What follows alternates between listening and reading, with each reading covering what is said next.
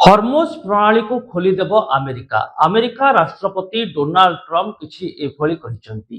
ତେବେ ଏହା ସହିତ ସେ ଚୀନର ହସ୍ତକ୍ଷେପକୁ ନେଇ ମଧ୍ୟ ନିଜ ମତ ପ୍ରକାଶ କରିଛନ୍ତି। ଆଉ ହରମୋଜ ପ୍ରଣାଳୀ ଖୋଲିବା ନିଷ୍ପତ୍ତି ବିଭିନ୍ନ ଦେଶଙ୍କ ପାଇଁ ହିତକର ହେବ କହିବାକୁ ଯାଇ ପରୋକ୍ଷରେ କିଛି ଧମକ ମଧ୍ୟ ଦେଇଛନ୍ତି ରାଷ୍ଟ୍ରପତି ଡୋନାଲ୍ଡ ଟ୍ରମ୍ପ। ସେପଟେ ରାଷ୍ଟ୍ରପତି ଡୋନାଲ୍ଡ ଟ୍ରମ୍ପ ଚୀନ ପରିପ୍ରେକ୍ଷୀରେ କିଛି ଗୁରୁତ୍ୱପୂର୍ଣ୍ଣ ଦାବି ବି କରିଛନ୍ତି ଯେ ଚୀନ ଏଣିକି ଆଉ ଇରାନକୁ ଅସ୍ତ୍ରଶସ୍ତ୍ର ଯୋଗାଇବ ନାହିଁ। ଏ ତମାମ ଦିଗକୁ ନେଇ ବର୍ତ୍ତମାନ ସମୟରେ ଚୀନର ଆଭିମୁଖ୍ୟ ସାମ୍ନାକୁ ଆସିନଥିବା ବେଳେ ରାଷ୍ଟ୍ରପତି ଡୋନାଲ୍ଡ ଟ୍ରମ୍ପଙ୍କ ମତ ଓ ମନ୍ତବ୍ୟ ହରମୋଜ ପ୍ରଣାଳୀକୁ ନେଇ ଏକ ନୂଆ ଆଶା ସୃଷ୍ଟି କରିଛି। ନମସ୍କାର, ନ୍ୟୁଜ ରୁମକୁ ସ୍ୱାଗତ କରୁଛି ମୁଁ ଅଭିନ୍ନ ଆଶୁତୋଷ। ଦର୍ଶକ ବନ୍ଧୁ, ହରମୋଜ ପ୍ରଣାଳୀକୁ ଖୋଲିଦେବା ପାଇଁ ରାଷ୍ଟ୍ରପତି ଡୋନାଲ୍ଡ ଟ୍ରମ୍ପ ଘୋଷଣା କରିଛନ୍ତି। ହରମୋଜ ପ୍ରଣାଳୀରେ ଆମେରିକାର ବ୍ଲକେଡ୍ ରହିଛି, ଅର୍ଥାତ୍ ହରମୋଜ ପ୍ରଣାଳୀରେ ନାକାବନ୍ଦୀ କରିଦେଇଛି ଆମେରିକା। ଆଉ ବର୍ତ୍ତମାନ ଆମେରିକା କହୁଛି ଯେ ହରମୋଜ ପ୍ରଣାଳୀକୁ ଖୋଲିଦେବ। ଏହା ଚୀନ ପାଇଁ ଏବଂ ବିଶ୍ୱର ଅନ୍ୟ ଦେଶ ପାଇଁ ଲାଭଦାୟକ ହେବ। ତେବେ ଏହି ପରିପ୍ରେକ୍ଷୀରେ ସେ ଚୀନ ସହ ଆଲୋଚନା କରିଥିବା ବେଳେ ଚୀନ କହିଛି ଏଣିକି ଆଉ ଅସ୍ତ୍ରଶସ୍ତ୍ର ସେ ଇରାନକୁ ଯୋଗାଇବ ନାହିଁ। ଫଳରେ ହରମୋଜ ପ୍ରଣାଳୀ ଖୋଲିବା ପାଇଁ ନିଷ୍ପତ୍ତି ନିଆଯାଇଥିବା ରାଷ୍ଟ୍ରପତି ଡୋନାଲ୍ଡ ଟ୍ରମ୍ପ ଦାବି କରିଛନ୍ତି। ଏହି ନିଷ୍ପତ୍ତି ଦ୍ୱାରା କେବଳ ଚୀନ ନୁହଁ, ବିଶ୍ୱର ଅନ୍ୟାନ୍ୟ ଦେଶ ମଧ୍ୟ ଲାଭ ପାଇବେ ଓ ଉପକୃତ ହେବେ ବୋଲି ରାଷ୍ଟ୍ରପତି ଡୋନାଲ୍ଡ ଟ୍ରମ୍ପ କହିଛନ୍ତି। ଏହା ସହିତ ଆମେରିକା ଓ ଚୀନର ସମ୍ପର୍କକୁ ନେଇ ରାଷ୍ଟ୍ରପତି ଆଉ ଏକ ଦାବି ବି କରିଛନ୍ତି। ଡୋନାଲ୍ଡ ଟ୍ରମ୍ପ କହିଛନ୍ତି ଯେ ଆଉ 2-3 ସପ୍ତାହ ଭିତରେ ସେ ଯେତେବେଳେ ଚୀନକୁ ଯିବେ ସେତେବେଳେ ଚୀନ ରାଷ୍ଟ୍ରପତି ଜିନପିଙ୍ଗ ତାଙ୍କୁ ଆଲିଙ୍ଗନ କରି ସ୍ୱାଗତ କରିବେ। ଆଗାମୀ ସମୟରେ ଦର୍ଶକ ବନ୍ଧୁ, ଆମେରିକା ରାଷ୍ଟ୍ରପତି ଓ ଚୀନ ରାଷ୍ଟ୍ରପତି ଜିନପିଙ୍ଗଙ୍କ ମଧ୍ୟରେ ଆଲୋଚନା ହେବାକୁ ଯାଉଛି। ଆଉ ତା ପୂର୍ବରୁ ରାଷ୍ଟ୍ରପତି ଡୋନାଲ୍ଡ ଟ୍ରମ୍ପ ଚୀନ ସହ କଥା ହୋଇ ଇରାନକୁ ଅସ୍ତ୍ରଶସ୍ତ୍ର ନ ଯୋଗାଇବା ସପକ୍ଷରେ ଆଲୋଚନା କରି ହରମୋଜ ପ୍ରଣାଳୀ ଖୋଲିଦେବାକୁ ଦାବି କରିଛନ୍ତି। ତେବେ ଏହା ସହିତ ରାଷ୍ଟ୍ରପତି ଡୋନାଲ୍ଡ ଟ୍ରମ୍ପ ଧମକ ବି ଦେଇଛନ୍ତି, ଯାହା ତାଙ୍କର ଚିରାଚରିତ ଗୁଣ। ବିଭିନ୍ନ ସମୟରେ ନିଜର ମତ ଓ ଆଭିମୁଖ୍ୟ ପୋଷଣ କରିବାକୁ ଯାଇ ପରୋକ୍ଷରେ ଚେତାବନୀ ଦେଇ ଅନେକ ପରିସ୍ଥିତିକୁ ବ୍ୟତିବ୍ୟସ୍ତ କରିଦେବାର ନଜିର ଆମେରିକା ରାଷ୍ଟ୍ରପତିଙ୍କ କ୍ଷେତ୍ରରେ ରହିଛି। ଆମେରିକା ରାଷ୍ଟ୍ରପତି କହିଛନ୍ତି ଯେ ଏଭଳି ହେବା ଦ୍ୱାରା ବର୍ତ୍ତମାନ ବିଶ୍ୱର ବିଭିନ୍ନ ଦେଶ ଲାଭ ପାଇବେ, ଅର୍ଥାତ୍ ହରମୋଜ ପ୍ରଣାଳୀ ଖୋଲିଦେବା ଦ୍ୱାରା। ଆଉ ଏହା ଯୁଦ୍ଧ ଠାରୁ ନିହାତି ଭଲ ପରିସ୍ଥିତି, ଉଭୟଙ୍କ ଭିତରେ ଆଲୋଚନା ହେବ। କିନ୍ତୁ ଯଦି ଆବଶ୍ୟକ ପଡ଼େ ଆମେ ଯୁଦ୍ଧ କରିବୁ ଓ ଅନ୍ୟ ଦେଶଠାରୁ ଖୁବ୍ ଭଲ ଢଙ୍ଗରେ ଯୁଦ୍ଧ କରିପାରିବୁ ବୋଲି ରାଷ୍ଟ୍ରପତି ଡୋନାଲ୍ଡ ଟ୍ରମ୍ପ ପରୋକ୍ଷରେ ଚେତାବନୀ ବି ଦେଇଛନ୍ତି। ତେବେ ଦର୍ଶକ ବନ୍ଧୁ, ବିଭିନ୍ନ ଗଣମାଧ୍ୟମରେ ଦାବି ହୋଇଥିଲା ଯେ ଇରାନ ଆମେରିକା ଯୁଦ୍ଧ ବେଳେ ଇରାନକୁ ଅସ୍ତ୍ରଶସ୍ତ୍ର ଯୋଗାଇ ଦେଉଛି ଚୀନ। ତେବେ ଚୀନର ବୈଦେଶିକ ମନ୍ତ୍ରୀ ଏଭଳି ରିପୋର୍ଟକୁ ସମ୍ପୂର୍ଣ୍ଣ ଭାବରେ ଭିତ୍ତିହୀନ କହିବା ସହିତ ଚୀନ ଇରାନକୁ କୌଣସି ପ୍ରକାର ଅସ୍ତ୍ରଶସ୍ତ୍ର ଯୋଗାଉ ନଥିବା କହିଥିଲେ।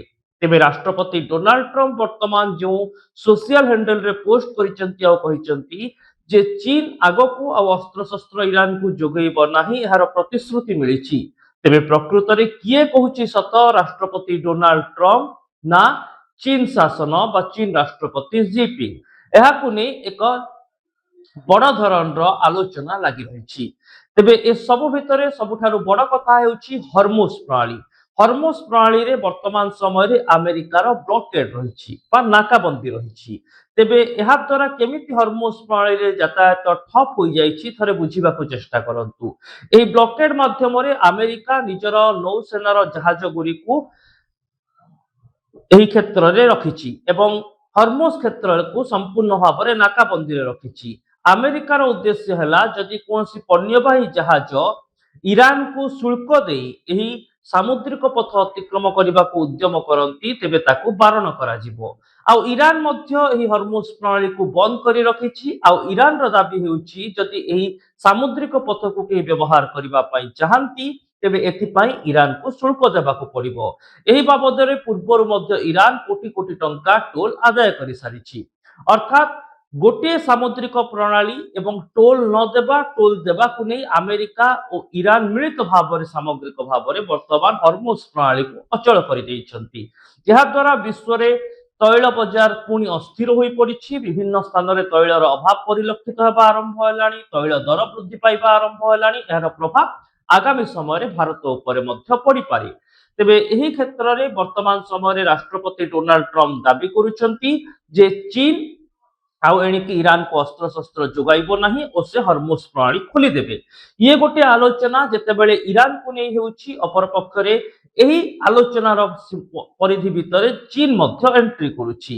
ତେବେ ଯାହା ହେଉନା କାହିଁକି ଦର୍ଶକ ବନ୍ଧୁ, ଫେବୃଆରୀ 28 ତାରିଖରେ ଯୁଦ୍ଧ ଆରମ୍ଭ ହେବା ପରଠାରୁ ହରମୁଜ ପ୍ରଣାଳୀରେ ଲାଗି ରହିଥିବା ଅଶାନ୍ତି ଓ ଅସ୍ଥିରତା କାରଣରୁ ତୈଳ ବଜାର ବେଶ ମାଡ଼ ଖାଇଛି। ଆଉ ବର୍ତ୍ତମାନ ବ୍ଲକେଡ୍ ଓ ଇରାନର ଏକକ ଶକ୍ତି ଜାହିର କରିବା ନୀତି ଯୋଗୁଁ ହରମୁଜ ପ୍ରଣାଳୀ ବନ୍ଦ ହୋଇ ରହିଛି ଏବଂ ଏହାର ପ୍ରଭାବ ପୁରା ବିଶ୍ୱ ତୈଳ ବଜାର ଉପରେ ଆହୁରି ଭୟଙ୍କର ଭାବରେ ପଡ଼ିବାକୁ ଯାଉଛି।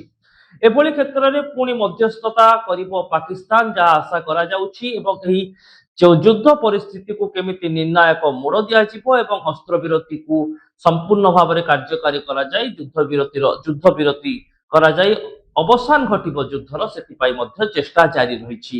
ଏହାରି ଭିତରେ ପାକିସ୍ତାନର ସେନା ମୁଖ୍ୟ ଆସିଫ ମୁନିର ଇରାନ ଗସ୍ତ କରିଥିଲେ ଏବଂ ଇରାନରେ ସେ ଇରାନର ନେତାମାନଙ୍କ ସହ ଅଧିକାରୀମାନଙ୍କ ସହ ମଧ୍ୟ ଆଲୋଚନା କରିଛନ୍ତି, ଯାହା ଆଶା କରାଯାଉଛି ଯେ ଇସଲାମାବାଦରେ ପୁଣି ଦ୍ୱିତୀୟ ପର୍ଯ୍ୟାୟ ଆଲୋଚନା ହୋଇପାରେ ଏବଂ ଏହି ଆଲୋଚନାରେ ପରମାଣୁ ଶକ୍ତିର ବ୍ୟବହାର ଓ ଉତ୍ପାଦନ ବା ୟୁରାନିୟମ ବୃଦ୍ଧି ସମ୍ପର୍କରେ ଅଧିକ ଆଲୋଚନା ହେବ।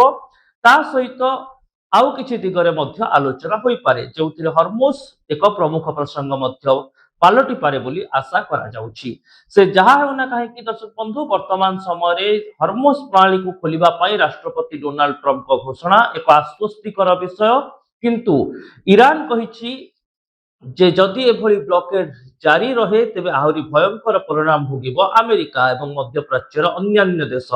ଏମିତିକି ମଧ୍ୟପ୍ରାଚ୍ୟରେ ଲାଲ ସାଗର ଏବଂ ଓମାନ ସାଗରକୁ ମଧ୍ୟ ସମ୍ପୂର୍ଣ୍ଣ ଭାବରେ ବନ୍ଦ କରିଦେବ ଇରାନ ବୋଲି ଚେତାବନୀ ଦେଇଛି। ଏସବୁ ଭିତରେ କେତେ ଦିନ ପର୍ଯ୍ୟନ୍ତ ହରମୁଜ ପ୍ରଣାଳୀ ବନ୍ଦ ହୋଇ ରହୁଛି ଓ ଘୋଷଣା ଅନୁଯାୟୀ ଯଦି ରାଷ୍ଟ୍ରପତି ଡୋନାଲ୍ଡ ଟ୍ରମ୍ପ ଏହି ହରମୁଜ ପ୍ରଣାଳୀକୁ ଖୋଲି ଦେଉଛନ୍ତି, ତେବେ ସେହି କ୍ଷେତ୍ରରେ କ'ଣ ସବୁ ନିୟମ ଲାଗୁ କରିବ ଆମେରିକା, ତାହା ମଧ୍ୟ ଅପେକ୍ଷାର ପାତ୍ର ହୋଇ ରହିବ। ଏହାଦ୍ୱାରା ପୁରା ବିଶ୍ୱର ଅର୍ଥନୀତି ମଧ୍ୟ ପ୍ରଭାବିତ ହେବ।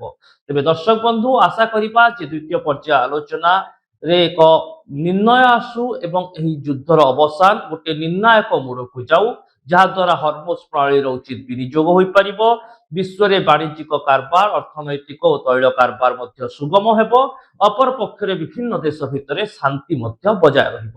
ତେବେ ନ୍ୟୁଜ୍ ରୁମ୍ର ଏଭଳି ଭିଡ଼ିଓ ଦେଖିବା ପାଇଁ ଆମକୁ ୟୁଟ୍ୟୁବ ଓ ଫେସବୁକରେ ଆମ ଚ୍ୟାନେଲକୁ ସବସ୍କ୍ରାଇବ କରନ୍ତୁ, ଭିଡ଼ିଓକୁ ଲାଇକ୍ ଓ ସେୟାର କରନ୍ତୁ ଓ ଆପଣଙ୍କ ମତାମତ କମେଣ୍ଟ ବକ୍ସ ଉପରେ ନିଶ୍ଚିତ ଲେଖନ୍ତୁ। ରହୁଛି, ନମସ୍କାର।